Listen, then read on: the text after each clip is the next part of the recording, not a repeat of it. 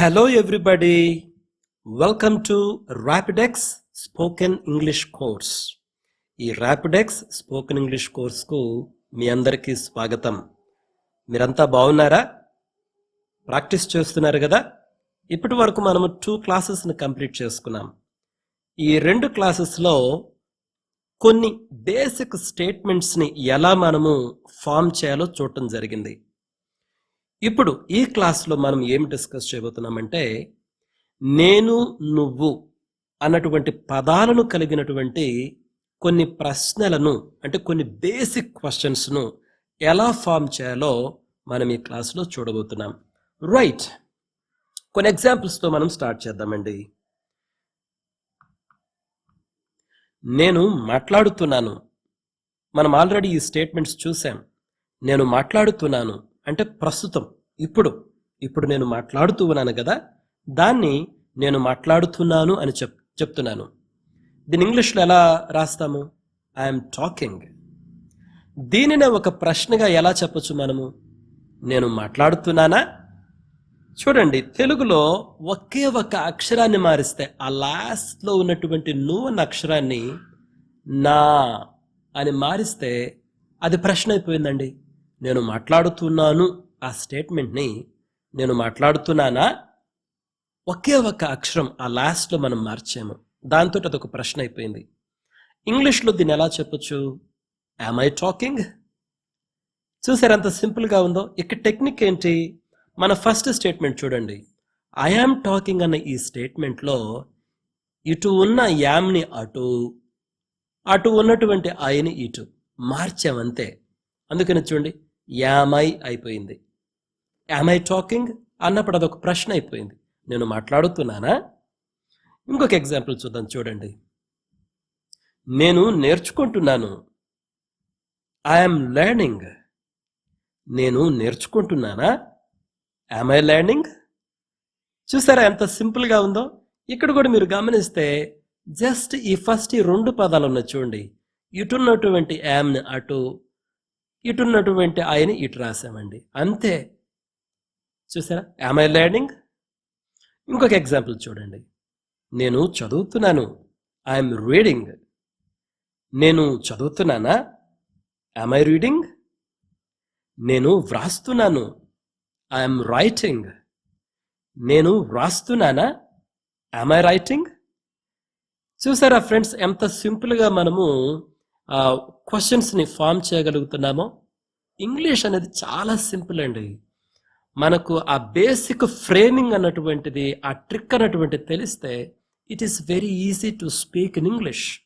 Right, మరికొన్ని examples చూద్దాం. చూడండి, నువ్వు వింటున్నావు. నువ్వు వింటూ ఉన్నావు. You are listening. ఇది ప్రశ్నగా ఎలా మార్చొచ్చు? నువ్వు వింటూ ఉన్నావా? చూసారా, ఆ లాస్ట్లో ఉన్నటువంటి ఆ ఊ ఉంది చూడండి, దాన్ని మనం ఏం చేసాం ఇక్కడ? వా. ఒకే ఒక అక్షరాన్ని మార్చేస్తే అదొక ప్రశ్న అయిపోయింది. తెలుగు చాలా బ్యూటిఫుల్ లాంగ్వేజ్ అండి. నువ్వు వింటూ ఉన్నావు ఆ స్టేట్మెంట్ని నువ్వు వింటూ ఉన్నావా అని ఒక ప్రశ్నగా మార్చాం. దీన్ని ఇంగ్లీష్లో ఎలా చెప్పొచ్చు? Are you listening? మీరు ఆ ఇంగ్లీష్ స్టేట్మెంట్ చూడండి. మీరు కానీ ఈ బేసిక్ స్టేట్మెంట్ చూస్తే యు ఆర్ లిసనింగ్, దీంట్లో ఇటు ఉన్నటువంటి ఆర్ని ఇటు, ఇక్కడ ఉన్నటువంటి యూని ఇటు రాస్తే ఆర్ యు లిసనింగ్, అంతే కదా. ఇది ఎంత సింపుల్గా మనము క్వశ్చన్ ఫామ్ చేసేమో చూడండి. Are you listening? అయితే అది చెప్పేటప్పుడు కూడా కొంచెం మన వాయిస్లో ఆ ప్రశ్నార్థకం అనేది కనిపించాలి, కొంచెం స్టైలిష్గా మాట్లాడాలి. Are you listening? రైట్, ఇంకొక ఎగ్జాంపుల్ చూడండి. నువ్వు బోధిస్తున్నావు. You are teaching. నువ్వు బోధిస్తున్నావా? Are you teaching? The same thing, అంతే కదా.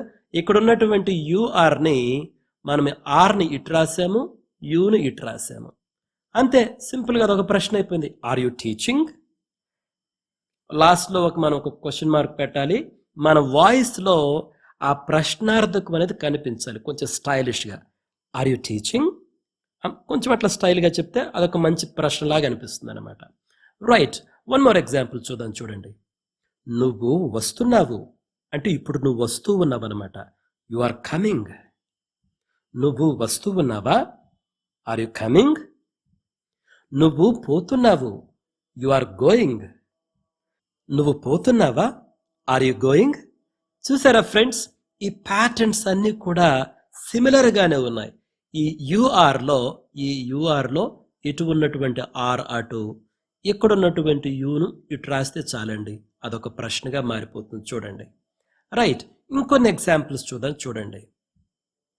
నేను పాడుతున్నాను అంటే ప్రస్తుతం ఇప్పుడు పాడుతూ ఉన్నాను అనమాట. దాన్ని మనం ఎలా చెప్తున్నాము? నేను పాడుతున్నాను. I'm singing.